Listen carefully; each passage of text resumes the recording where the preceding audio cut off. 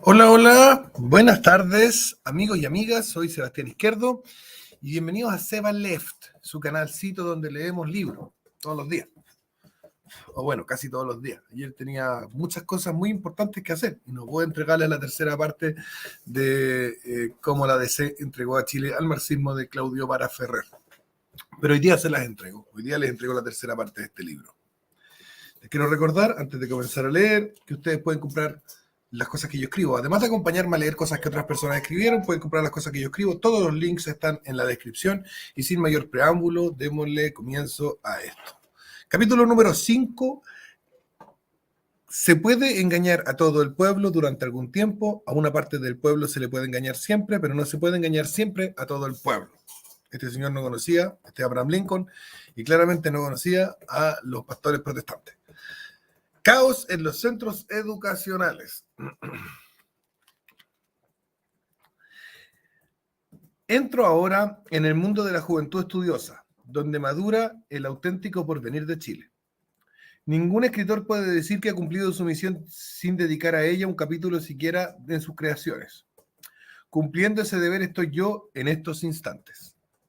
La democracia cristiana, durante su campaña presidencial, llamó a la juventud la patria joven, frase indudablemente grata e impactante, pero más tarde, en su afán por capitalizarla políticamente para el partido, la envejeció antes de tiempo, arrastrándola a la indisciplina y a la violencia. Mientras el señor Eduardo Frei fue candidato a la presidencia de la República, en todos sus discursos dedicó a ella elogiosos conceptos.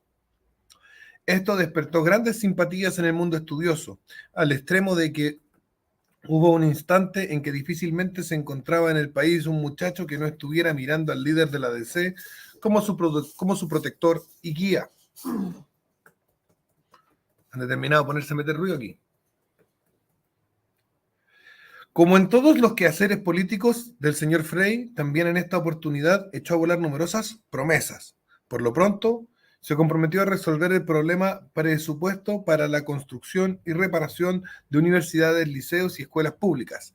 Esta sería, según dijo, su más honda preocupación. Desde luego, una vez en el poder, se terminaría de una vez y para siempre la angustia de los padres y de los estudiantes que anualmente veían imposibilitados de proseguir sus estudios por falta de matrícula en sus respectivos centros educacionales. Razón había, pues,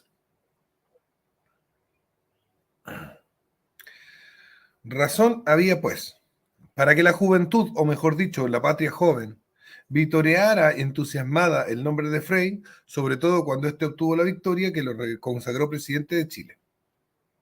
Lamentablemente, más una vez que la DC se instaló en la moneda, lejos de llegar a los establecimientos de estudio a cumplir con lo prometido, se dio a la tarea de organizar grupos políticos partidarios en universidades y liceos. Su acción constituyó un verdadero escándalo estudiantil, pues con su actitud abrió paso a otros organismos políticos para que hicieran lo mismo, sobresaliendo, como es lógico, los grupos socialistas, comunistas y de otros bandos. Así fue como se aprovechó de la generosidad, limpieza espiritual e idealismo de la juventud chilena para inocular en ella el virus de su llamada revolución en libertad. Entre tanto, el crecimiento demográfico de la población estudiantil continuó en ascenso, lo que agudizó el problema de matrículas en todo el país. No solo faltaron escuelas y profesores, sino que la despreocupación en cuanto al presupuesto para la reparación de los viejos edificios que ponían en peligro la vida de los alumnos, como igualmente la construcción de otros nuevos, se tornó desesperante. Ni siquiera hubo dinero para terminar la infinidad de escuelas de emergencia levantadas años antes en el sur del país como consecuencia de las catástrofes ocurridas en la zona. Todo esto trajo consigo un clamor nacional. Miles de comunicaciones llegaron a la mesa de redacción de diarios y emisoras. Con ellas llegaron también las del profesorado, dando a conocer su dolorosa situación económica, pues sus rentas eran miserables, y otros reclamando por su dramática y prolongada cesantía, sin que el ministerio respectivo les diera solución. Tomando al azar, entre miles de recortes de diarios transcurridos ya 4 años de gobierno demócrata cristiano, se podía leer lo siguiente: Se viene al suelo el Liceo Comercial número 2 de Santiago. Ruinoso estado de escuelas en Castro. Liceo Coeducacional Fiscal continúa trabajando en estrechos y antipedagógicos pabellones de emergencia construidos en 1960. 3 años hace que se entregaron al fisco dineros destinados a la construcción de un local en el caserío de Polvada. Hasta ahora nada se ha realizado. 8.500 alumnos deberán cumplir con la enseñanza básica en la provincia de Atacama. De esta cifra, 500 educandos quedarán marginados de la matrícula. A esto debe agregarse que la mayoría de las escuelas de la provincia funciona casi en un 50%, con lo que una inmensa población de niños fue a engrosar las filas de los sin matrícula.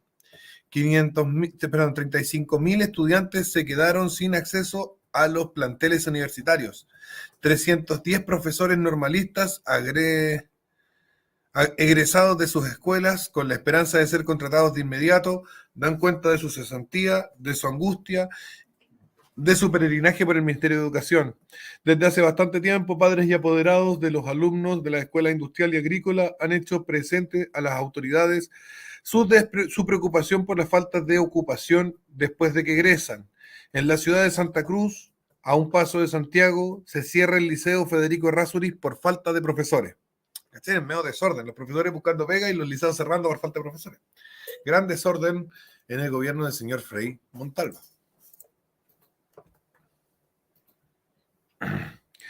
No podría seguir anotando 100, 200 casos más, porque la lista es infinita.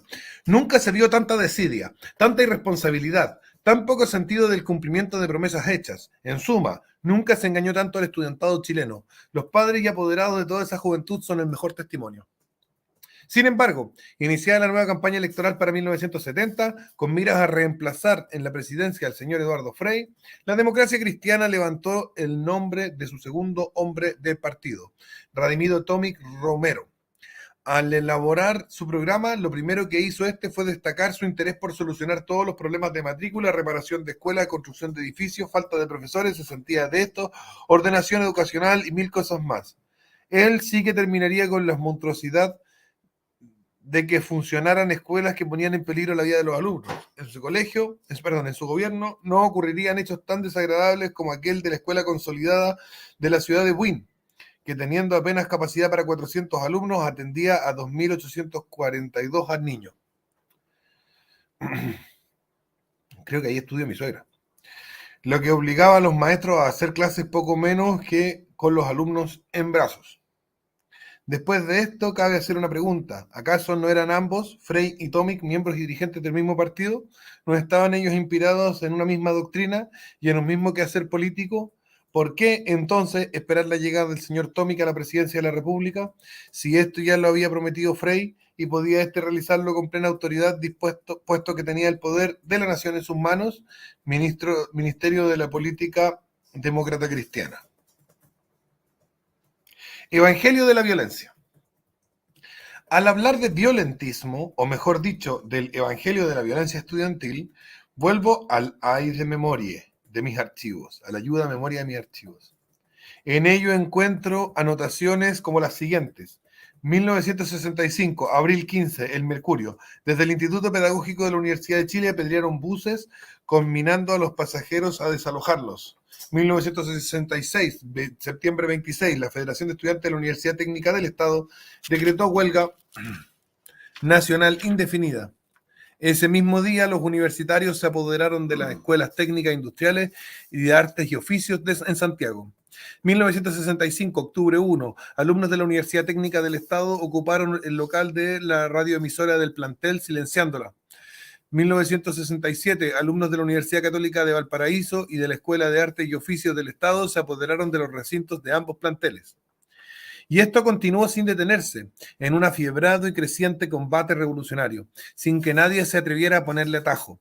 Desde luego, el gobierno permanecía impávido, y en cuanto al padre espiritual de la iglesia chilena, Monseñor Silva Enríquez, poco o nada se podía esperar en sus buenos oficios, puesto que, según confesión de sus propios alumnos, había sido él quien dejó el paso franco a los violentistas de la Universidad Católica en Santiago para que realizaran nada menos que la primera toma de este plantel en toda su historia.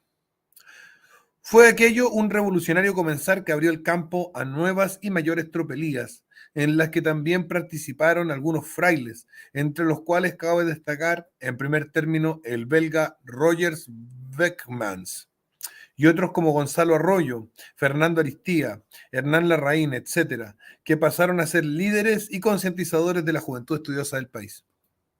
Por su parte, rectores de universidades y liceos y no pocos profesores de la enseñanza rivalizaron en demostrar quién colabora más o mejor a la anarquía y destrozo de la vida educacional. Asimismo, vimos que en muchos sitios las clases se convirtieron en encendidas disertaciones sobre Marx, Lenin, Engels, el Che Guevara y Fidel Castro. E incluso se llegó al extremo de que los laboratorios de química y física de más de 2 universidades fueron ocupados por los mismos profesores y alumnos para la preparación de bombas, las que luego fueron usadas por estos en escaladas violentistas. Llegó un instante en que ya nadie estudiaba ni enseñaba. La anarquía reinaba en todos lados. El tránsito en las calles se veía entorpecido a diario por desfiles de estudiantes, los que, al ser disueltos por carabineros, se transformaban en huestes de combate, donde las piedras por un lado y las bombas lacrimógenas y la consabida acción de los carros lanzaagua de la policía por el otro, hacían huir despavoridos a todos los transeúntes, al tiempo que las tiendas se apresuraban en bajar sus cortinas para evitar su destrucción y saqueo.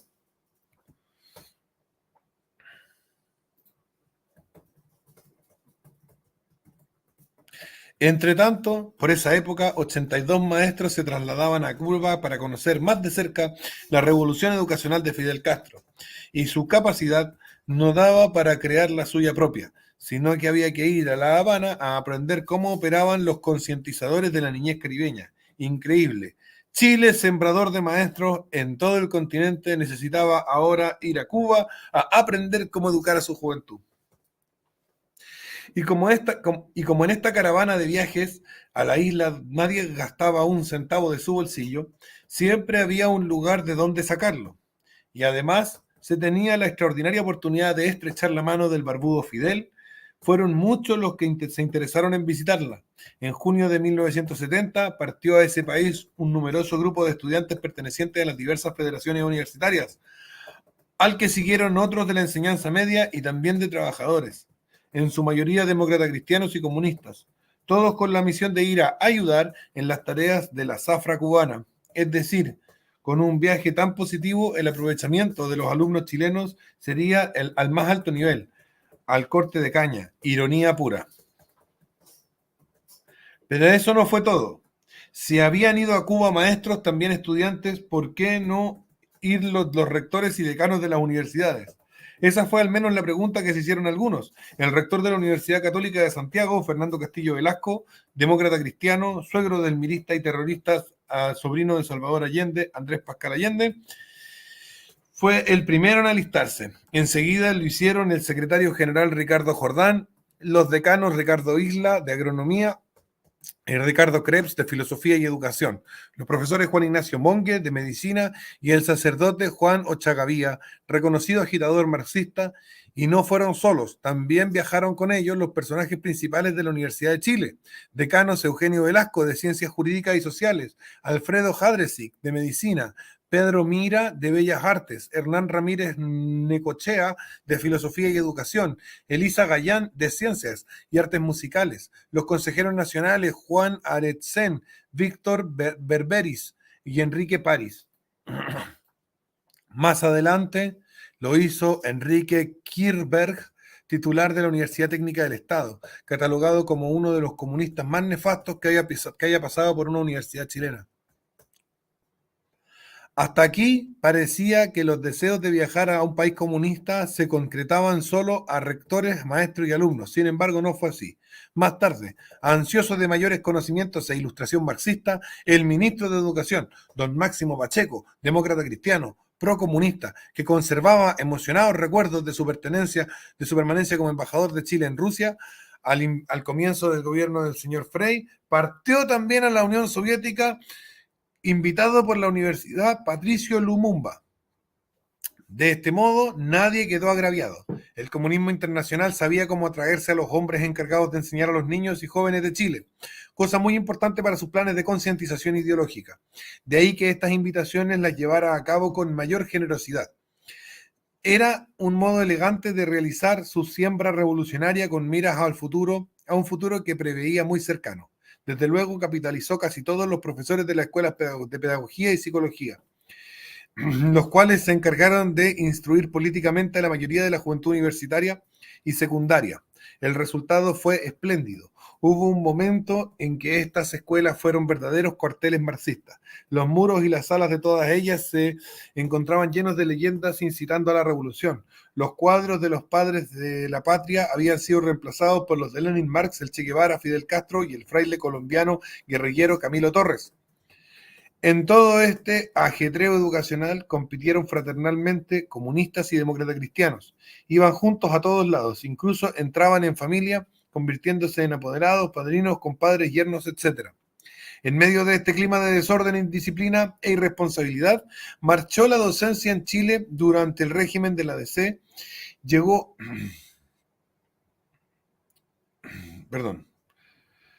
un instante en que ya nadie obedeció a nadie. La insolencia de maestros y alumnos alcanzó límites increíbles. Hubo decanos, profesores y más de un rector que, por el hecho de ser opositores a tanta monstruosidad política que amenazaba con derrumbar todo el edificio cultural de la nación, fueron vejados, golpeados, escupidos y expulsados de sus planteles.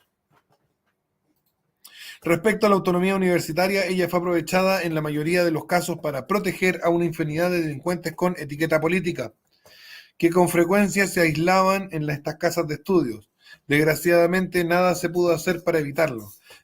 La tal inmunidad impidió toda intervención de la justicia. Esto dio motivo para que más de un ministro de la Corte dijera, con desaliento, que la inmunidad universitaria otorgaba privilegios de tanta magnitud que bien podía considerarse a la universidad como un estado dentro de otro estado. Planteadas así las cosas, ¿qué podía esperarse de la enseñanza chilena si la anarquía reinaba en todos los establecimientos educacionales del país y la autoridad ya no existía o se le tenía arrinconada? Si los aseadores y porteros de las universidades gozaban de autoridad para impedir a un rector que ingresara al edificio a cumplir sus tareas administrativas, si los alumnos marxistas y democristianos que dominaban la situación dentro de las cátedras, más que sus estudios, les interesaba la guerra de Vietnam, o lo que hacía el Papa al viajar a Colombia, o escuchar a las apologías de la violencia del profesor de terrorismo, el senador Carlos Altamirano. Si a los profesores les preocupaba más dar a conocer a sus alumnos el desarrollo del comunismo en América que dictar clases de pedagogía o de derecho. Y, en fin, si a los dirigentes estudiantiles les interesaba más cumplir órdenes de sus partidos políticos o de los grupos extremistas que asistir a las clases de sus auténticos profesores que los invitaban a cumplir con sus estudios para no perder el año, qué paz, qué tranquilidad, qué preparación, qué porvenir podía tener esa juventud dominada por las pasiones partidarias, incentivada por las arengas revolucionarias de sus propios maestros y de sus políticos y de políticos ajenos a los centros de estudios que allí hacían y deshacían a su antojo? ¿Podía acaso confiarse en que algún día terminara aquella pesadilla cuando entre los dirigentes universitarios había miristas con 3 estrellas, asaltantes de bancos, expertos en atracos, técnicos en guerrillas y extremistas acusados de brutales asesinatos? Si se aceptaba como dirigentes universitarios a individuos de esta calaña, que además hacía ya años que no eran estudiantes, ¿cómo podía evitarse la quiebra de la enseñanza en los establecimientos educacionales del país? Esta era una tarea imposible. Las consignas universitarias publicadas en el diario marxista Última Hora, a la fecha 3 de abril de 1970, nos dan una pauta de cómo se manejaba la disciplina en estos planteles. Los comunistas apenas tenían un 5% de partidarios, pero con sus amenazas, atracos internos y usando armas blancas y de fuego, más la colaboración de estudiantes y maestros de la DC, tenían amedrentada a la gran mayoría de la juventud que con desesperación veía cómo perdían el tiempo sin poder continuar sus estudios. Debido a que los activistas mantenían frecuentemente en huelga las universidades, la formación decía así: Última Hora buscó cauces para encarar este y otros problemas que inciden en la realidad y en el sistema universitario actual. Ayer opinó Alejandro Rojas, presidente de la Federación de Estudiantes de Chile. Sus concepciones básicas son: la reforma universitaria debe constituir una verdadera revolución y debe planificarse la acción reivindicativa de los estudiantes en cuanto a bienestar y otras necesidades. La universidad es comprometida con el pueblo y sus problemas. Debe participar en sus luchas, porque el quehacer académico aborda problemas políticos sin excepción. Esto desmiente a quienes abogan por una universidad política, quienes debe denunciar injusticias, consolidar la reforma agraria y cumplir el rol de avanzada social. La violencia es una herramienta legítima de los pueblos y puede ser uno de los medios de lucha. Que no piense el lector que esto era consecuencia de los últimos meses de desgobiernos demócratas cristianos. No. Todo este proceso revolucionario, compartido con creciente entusiasmo por marxistas y demócratas cristianos, comenzó el mismo día que Frei asumió el mando de la nación.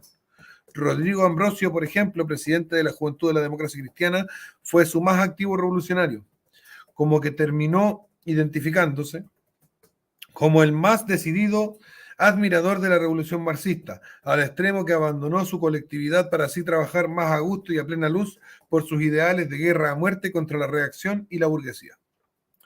Otra información de este mismo diario decía: cita del Che provocó un alboroto en el Teatro Municipal. La batahola aumentó al darse lectura al mensaje de Camilo Torres. Gustavo Ruiz, socialista marxista, presidente del Centro de Alumnos Pedagógico-Técnico, entre otras cosas, expresó: no basta enseñar la ciencia, hay que comprender al servicio de quién se ha de poner, o para decirlo en términos de Ernesto Che Guevara. Pero ustedes, estudiantes del mundo, no olviden nunca que detrás de cada técnica hay alguien que la empuña, y que ese alguien es una sociedad tipo, y que con esa sociedad se está contra ella. Luego continuó diciendo: planteamos convertir a la universidad en el cerebro crítico e institución cuestionadora de la sociedad de clases. Nosotros desde acá procuraremos hacerlo así, pero no nos quedaremos en las palabras. Como lo advirtió un sacerdote católico colombiano, Camilo Torres, en su mensaje a los estudiantes, es necesaria la convicción revolucionaria del estudiante, lo lleve a un compromiso real hasta las últimas consecuencias. Todos estos hechos prueban que el país, bajo el gobierno de Eduardo Frei y la democracia cristiana, iba fatalmente hacia el comunismo. Pero sigamos. El diario El Mercurio, alarmado con todo lo que estaba ocurriendo, publicó en ese entonces la siguiente información: estudiantes del Instituto Pedagógico de la Universidad de Chile, pertenecientes al MIR y al grupo Espartaco, lanzaron monedas, huevos y piedras al interior de la Facultad de Ciencias mientras inauguraba un ciclotón donado por la Universidad de Berkeley, con la asistencia del presidente de la República. Decanos y profesores fueron agredidos a los gritos de Cuba sí, Yankees no.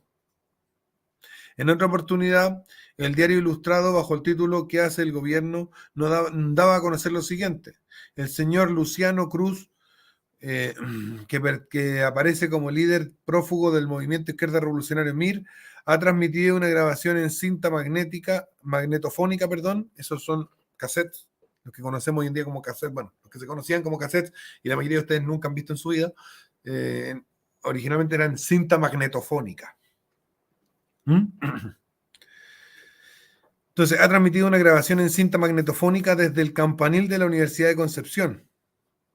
Transmisión en la cual el terrorista del movimiento izquierda revolucionaria hace nuevamente un llamado para la insurrección revolucionaria inmediata mediante el proceso de la violencia que debe, según Cruz, extenderse a todo el país. Las palabras del dirigente estudiantil expresadas a través de la cinta magnetofónica a que nos hemos referido son bien claras y ha dicho, comillas, el MIR plantea la necesidad imperiosa de prepararse para el proceso insurreccional revolucionario, de prepararnos para la organización de las masas a través de la acción directa para iniciar la guerra larga y prolongada que permita movilizar a su alrededor a los sectores obreros, campesinos y estudiantes. En este momento de profundo deterioro de la estabilidad de la institucionalidad burguesa, se alza creciente el movimiento sindical. En el principio de las acciones concretas de las organizaciones revolucionarias abre una perspectiva insurreccional de vastas proporciones. Puntos suspensivos siguen.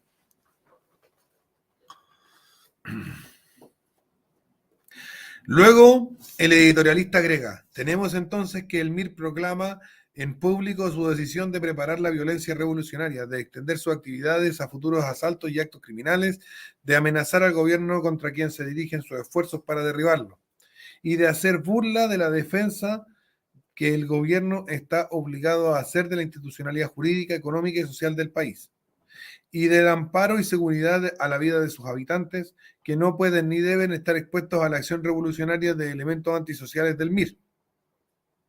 Por ello, y junto al largo rosario de hechos delictuales cometidos por el MIR, nos hacemos la pregunta que da el título a esta nota. Ante una situación grave y evidente, la desintegración del principio de autoridad que el gobierno debe ejercer, deben preguntar, ¿qué hace el gobierno?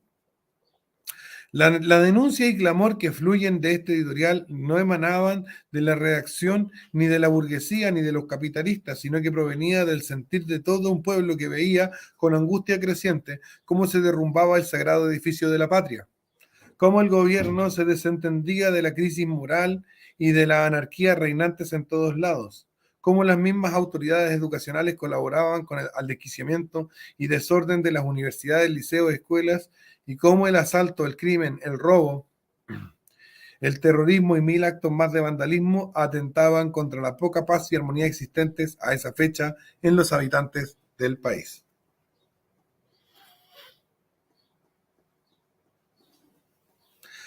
Pero el presidente Eduardo Frei le preocupaba más, por esos días, concurrir al Paraninfo de la universidad, donde tenía dispuesto dictar una clase magistral con motivo de la inauguración del año académico, que defender las tradicionales virtudes democráticas del pueblo chileno. Tanta fue su desesperación, tanta fue su desaprensión, su indiferencia, que nos hizo recordar la frase de Luis XV, después de mí el diluvio. Y algo increíble que prueba lo que acabo de decir. Por esos mismos días se encontraba en el país una mujer boliviana, madre de dos forajidos políticos de esa nación, los hermanos Inti y Coco Paredo, ajusticiados por la policía del Altiplano, a quienes los marxistas chilenos llamaron jóvenes idealistas. Había sido invitada por las autoridades educacionales y dirigentes estudiantiles de la Universidad de Concepción. El objeto de esta invitación era que ella dictara también a modo de compartida de contrapartida de la de Frei, una clase magistral en la que daría a conocer las hazañas y el martirologio de sus niños revolucionarios. Fue ello la prueba más fehaciente de la inconsciencia gubernativa, rubricada por hechos inconcebibles en un país tan amante y respetuoso de lo suyo como es Chile. Más de una vez contemplamos entre atónitos e indignados como estudiantes universitarios empobrecidos de sentimientos nacionales arriaron la bandera tricolor izando los mástiles de sus universidades, arriaron la bandera tricolor izando en los mástiles de sus universidades la cubana, vietnamita o soviética, y esto nadie lo sancionó. Ministro de Educación ordena homenajes a Lenin. La acción pro-marxista de los democristianos no solo la ejercieron los directores de servicios públicos, parlamentarios y activistas del partido, sino que también la llevaron a cabo embajadores y ministros de Estado. Entre estos últimos cabe destacar Gabriel Valdés Subercasó, Hugo Trivelli, Bernardo Leighton, Patricio Rojas y Máximo Pacheco. Todos ellos con maestría taurina fueron colocándole banderillas envenenadas a cada organismo público y privado, dedicándole al de la educación la mayor y más punzante de todas, pues sabían por estratégicos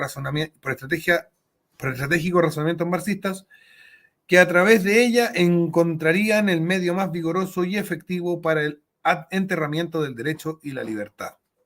Así fue como el ministro de Educación de esa época, Máximo Pacheco, se dio a la tarea de concientizar al estudiantado chileno. Para iniciar esto, nada mejor que rendir emocionado homenaje al más tenebroso marxista que haya conocido la humanidad, Nicolás Lenin, con el motivo de cumplirse 100 años de su nacimiento. Respecto a esto, al ser interrogado por un periodista del diario comunista El Siglo de la capital,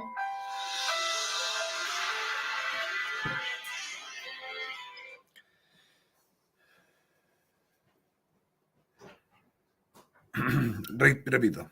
Respecto a esto, al ser interrogado por un periodista del diario comunista El Siglo de la capital, el señor Pacheco, con indisimulado entusiasmo, expresó: organizé una comisión anexa al Ministerio de Educación de Chile para que redacte un programa de festejos con motivos de esa fecha. Estoy convencido de que el deber de los intelectuales chilenos es el de tomar parte en todas las medidas dedicadas al centenario del natalicio de Lenin. Conocida su declaración, todo el mundo se preguntó: ¿acaso el señor ministro ya no es demócrata cristiano y por lo tanto no le preocupa la doctrina de la DC, simbolizada con la flecha cruzada por las dos barras? ¿O cuyo significado es nada con la izquierda, nada con la derecha? Esta pregunta, repito, se la hicieron miles de chilenos, porque nadie comprendía, ni entre los mismos militantes del partido, actitud semejante. Después de tan desbozada acción comunizante, todos los maestros marxistas y promarxistas del país se sintieron autorizados para concientizar sin problema alguno a sus alumnos. Podían enseñarles las prédicas de Lenin y en especial sus pensamientos. Por ejemplo, nunca negaremos el terror ejercido por las masas. ¿Qué clase es la que el proletariado tiene que suprimir? La clase explotadora, es decir, la burguesía. Y no solo se podía recordar en las clases a los alumnos estos tan democráticos pensamientos de Lenin, sino que además se podían dar a conocer todas sus hazañas cometidas a través de su siniestra checa, cuyos crímenes, al asumir el mando del país, comenzaron con la matanza del zar, su esposa y sus hijos. Ningún impedimento había, pues, para instruir a la juventud sobre obra tan interesante como la realizada por Lenin. Incluso podía recordarse hechos tan edificantes y convenientes para la formación cristiana y espiritual de los niños chilenos como las siguientes. En el primer semestre de 1918 fueron ejecutados en Moscú 884 personas. Entre el 30 y el 31 de marzo de 1918, en Bakú, una masacre general produjo 14.000 muertos. En 1919, en el Turquestán murieron 1.114.000 personas a consecuencia del hambre artificial organizada por los bolcheviques. Después de la captura de Kiev en 1919, en un solo día los bolcheviques fusilarían a 3.000 personas. De enero a septiembre de 1920, se fusiló a 4.608 personas en Moscú y Petrogrado, y 900 en octubre de ese mismo año. En Crimea, en 1920, durante la ola de terror producida por Bela Kun, fueron fusiladas 60.000 personas. En la misma Crimea, entre noviembre de 1921 y enero de 1922, o sea, en 2 meses, el hambre artificial provocada por los bolcheviques causó la muerte de 100.000 personas. En la ciudad de Gansa, en Azerbaiyán, en mayo de 1920, los bolcheviques masacraron a 15.000 personas. En Georgia, a comienzos de 1922, había 7.000 socialistas presos, sin duda reformistas para los comunistas, y a fines de 1923, en el curso de un año y medio, habían sido arrestadas 30.000 personas. Así, todo eso se podía recordar en la celebración del natalicio de Lenin, porque implícitamente estaba autorizado por el Ministerio de Educación de Chile. Y por si alguien quería mayores informaciones en este sentido, y acaso con más fuerza, porque provinieran de un católico conocido de los chilenos, nada mejor que leer las páginas de la URSS, del sacerdote jesuita Jorge Fernández Pradel. Ahora, esto suena. Denme un segundito.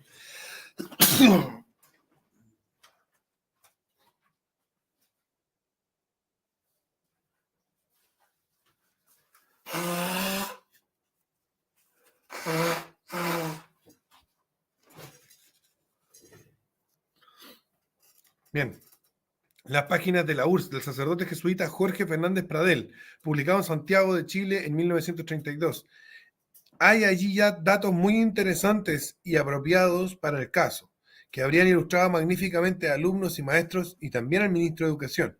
Por ejemplo, contar que las víctimas del terror leninista llegaron, según estadísticas recopiladas de fuentes soviéticas, en solo 4 años, entre 1917 a 1921, a la cantidad de 1.670.738 personas, repartidas de la siguiente forma: 890.000 campesinos, 268.000 soldados y marinos, 56.340 oficiales, 196.000 obreros, 31 obispos, 1.560 sacerdotes, 8.800 médicos, 6.775 profesores y maestros y 212.263 intelectuales y empleados.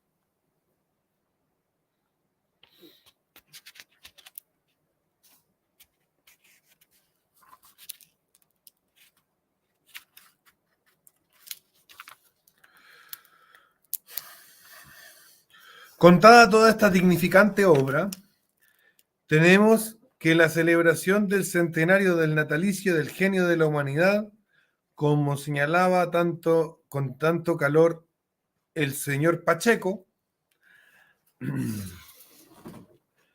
habría de resultar todo un éxito. Los maestros, y especialmente los niños y jóvenes, saldrían magníficamente concientizados al conocer la estupenda matanza de burgueses ordenada por Lenin. Lo que si sus profesores, los que los estaban educando, y sobre todo el ministro de Educación, lo consideraban digno de ser admirado e imitado, no les quedaba a ellos otro camino, si querían ganar fama y buenas notas, que instruirse en guerrillas y aprender a manejar bombas, metralletas y luego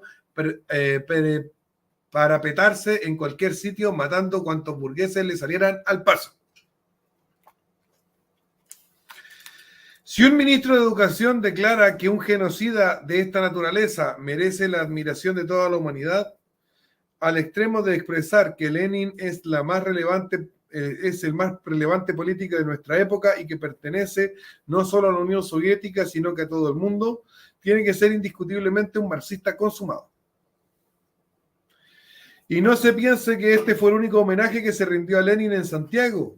En esa fecha, pues, además de lo que realizó el Partido Comunista, se efectuaron los dedicados por la prensa en extensos artículos, sobresaliendo los diarios democráticos, donde más de un periodista comunista usó columnas para alabar al masacrador de Kansas. Por su parte, los comunistas, fortalecidos con las palabras del ministro, dieron a la publicidad la siguiente información: se invita al estudiantado universitario para que concurra a las jornadas leninistas a celebrarse en la Facultad de Filosofía de la Universidad de Chile con motivo del centenario de Lenin. El programa es el siguiente: Historia de una amistad, Lenin Gorky, profesor Mario Céspedes. Película, Lenin en Polonia. La filosofía marxista-leninista, profesor Jorge Palacios. Película, Cuando Lenin vivía. Lenin, arquetipo del político, profesor Clodomiro Almeida. Película, Lenin en octubre. Significación histórica de Lenin, profesor Hernán Ramírez. Película, octubre. Tan expresiva resultaba la posición marxista de este ministro demócrata cristiano, que no faltaron quienes dijeron que además del idioma castellano, lo que debía aprenderse en Chile era el idioma ruso, porque ese sería el que se emplearía en el futuro, y que en prueba de ello el propio Máximo Pacheco contrató a la soviética Svetlana Tomayo, destacada figura del Partido Comunista de la Unión Soviética, bibliotecaria de la Embajada de su país en Chile, para que enseñara a sus hijos el idioma ruso. No había, pues, lugar a dudas de cuál era el pensamiento de este conspicuo demócrata cristiano, hombre de confianza del presidente Frei. Chile iba hacia el comunismo definitivo. De ahí que se empeñara tanto en destacar la figura de Lenin. Para él, el bárbaro creador de la Checa era un benefactor de la humanidad, al cual, por tantos méritos en sus 1001 matanzas de inocentes, merecía que se le rindiera pleitesía.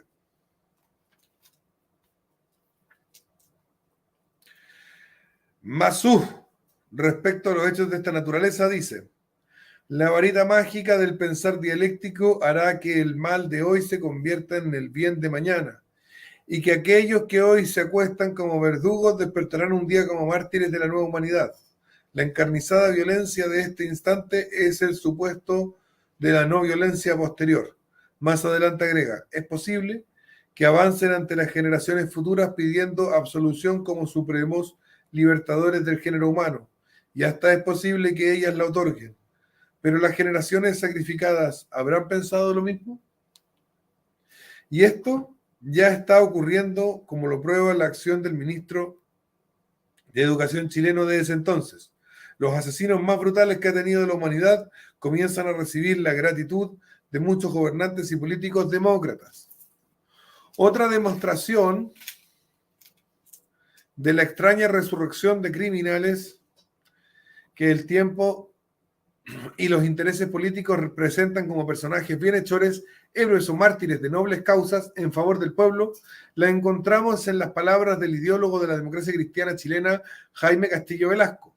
Él, en su libro Individualismo, Colectivismo y Comunitarismo, página 21, dice: pero cuando uno solo lo hace todo y lo hace para el bien de los demás, el mérito es de él. Ese mérito de la persona que se sacrifica por los demás, aunque no encuentre a veces reacción. Es respaldo suficiente. Ese pasa a ser el gran valor social. Es el hombre que muere por otro. ¿Cuál es el valor del Che Guevara que murió por otros? De tal manera que eso vale siempre. Significa que hay que formar detrás de cada uno un grupo comunitario que actúa unido fuertemente por una voluntad de interés, una amistad. Más claro ejemplo de lo dicho por Víctor Mussuz no puede haber.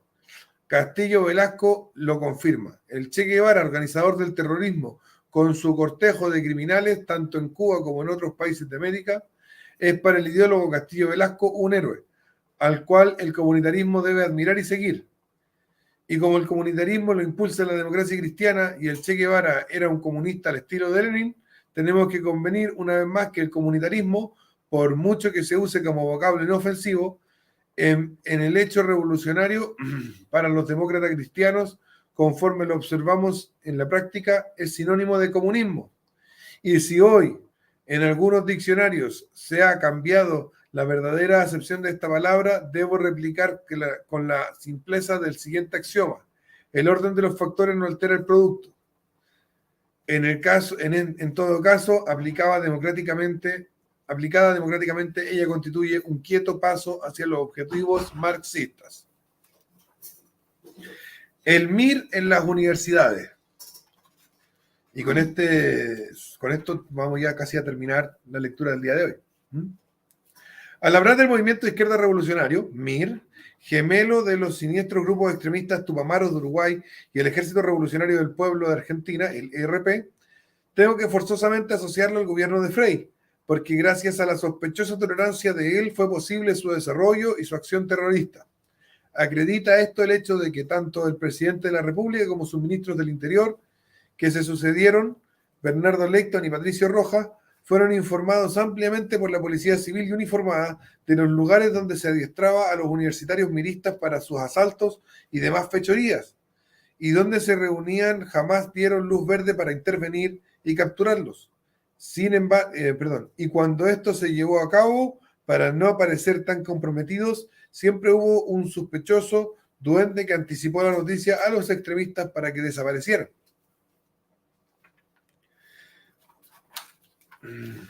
El MIR situó su cuartel principal en la provincia de Concepción, zona minera y vastamente industrializada.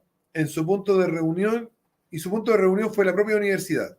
Allí no corrían riesgo por dos razones: la autonomía universitaria y de la protección del rector y profesores los ponían a salvo. El impulsador principal de este grupo extremista de izquierda fue el estudiante de medicina 1965, Miguel Enríquez Espinosa. Lo hizo después de su visita a Cuba por orden de Fidel Castro, como que este movimiento fue incorporado en la Organización Latinoamericana de la Solidaridad, en la OLAS,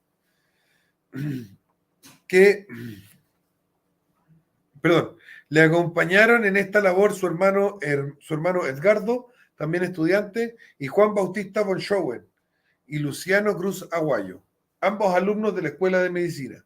Este equipo, unido a otros elementos adiestrados, fue el mentor y ejecutor de todos los asaltos a bancos, armerías, establecimientos comerciales e incluso de los cobardes asesinatos de policías y civiles.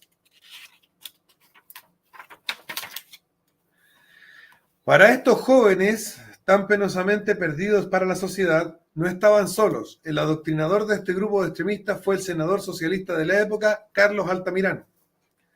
Fue también el autor de la bullada Apología de la Violencia, y en él vertió los más violentos conceptos contra las Fuerzas Armadas de Chile. Incluso fue él quien, desde los hemiciclos de las universidades de Chile, Concepción y Técnica del Estado, conminó en repetidas ocasiones al estudiantado y a los trabajadores del país a iniciar cuanto antes la acción revolucionaria y sangrienta que, de acuerdo con los principios marxistas, debían conducirlos al poder. Este Nicolás Lenin o Fidel Castro chileno, ideólogo de de las peores perversidades contra la vida democrática de la nación, cuyo pueblo pretendió sumergir en una orgía de sangre, continuó libre y tranquilo. Nadie, ni Frey ni los jerarcas de la DC, hicieron nada por sancionarlo. Para darse una idea de lo que era este grupo de terroristas y los fines por él perseguido, basta conocer breves pasajes de sus principios políticos. El MIR decía: rechaza la teoría de la vía pacífica porque desarma políticamente al proletariado y por resultar inaplicable, ya que la propia burguesía resistirá incluso con la dictadura totalitaria y la guerra civil de entregar pacíficamente el poder. Reafirmamos el principio marxista-leninista de que el único camino para derrocar al régimen capitalista es la insurrección popular armada. Más adelante hablaban de los planes a ejecutar una vez llegados al poder.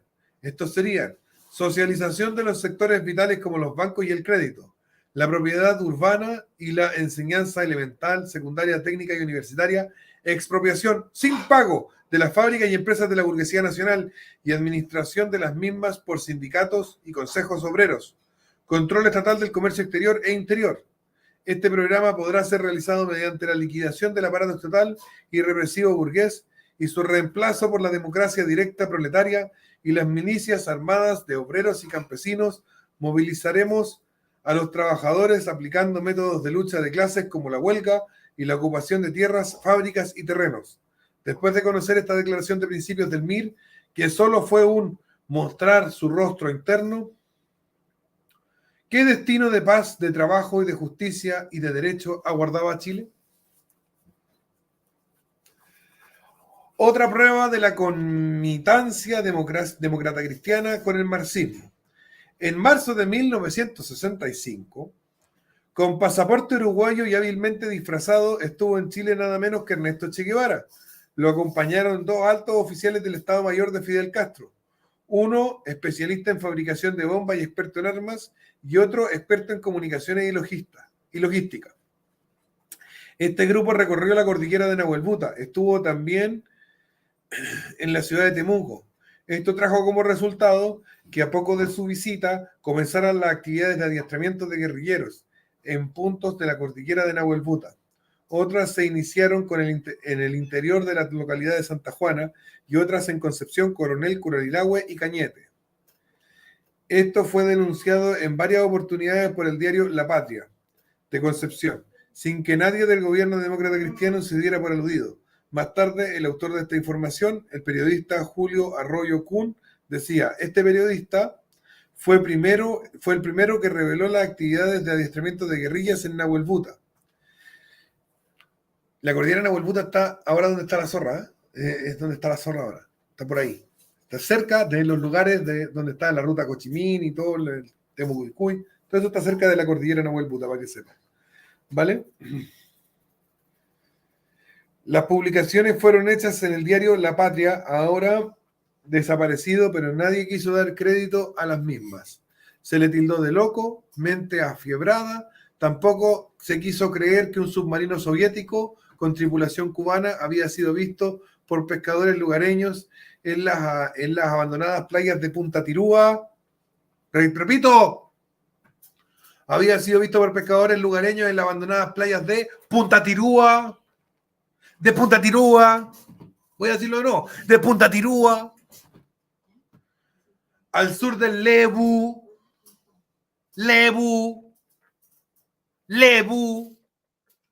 por donde la noche se descargaban extraños y misteriosos bultos. ¿Dónde se descargaban los soviéticos los extraños y misteriosos bultos? En la costa chilena, en Punta Tirúa, al sur del Lebu.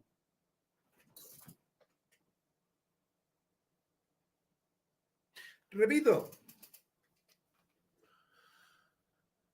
Tampoco se me quiso creer que un submarino soviético con tripulación cubana había sido visto por pescadores lugareños en las abandonadas playas de Punta Tirúa, al sur del Lebu, donde por la noche se descargaban extraños y misteriosos bultos. Este libro es del 71. Esto no es un invento para justificar lo que está pasando ahora. Este libro es del 71. El que escribió este libro no sabe, no podía saber, que ahora en 2023 íbamos a estar viendo en Lebu y en Tirúa enfrentamientos armados con un ejército insurreccional de ideología mapuche comunista. Frente a tan increíble irresponsabilidad cabe preguntar: ¿estaban comprometidos o no la democracia cristiana y el gobierno del señor Frey cuando hacían oídos sordos a tan gravísimas denuncias? ¿No fue esto una sistemática entrega que hicieron ellos de Chile al marxismo?